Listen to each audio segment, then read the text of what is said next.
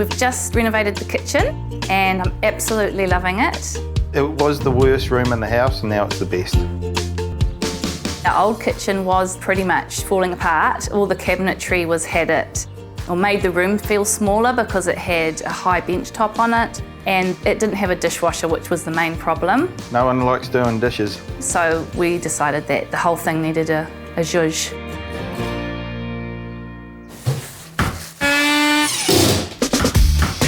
To save a bit of money, we thought we would assemble the flat pack ourselves. This is a heavy one.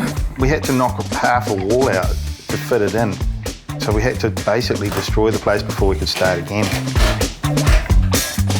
Luckily, I'm a plumber and a good mate of mine's a sparky.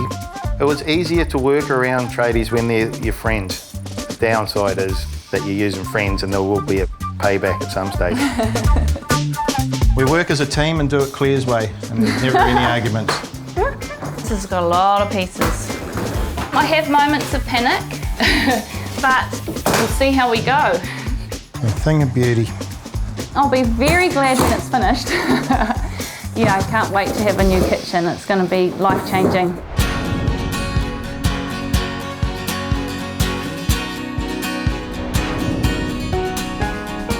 My favourite thing about the kitchen is probably the bench top.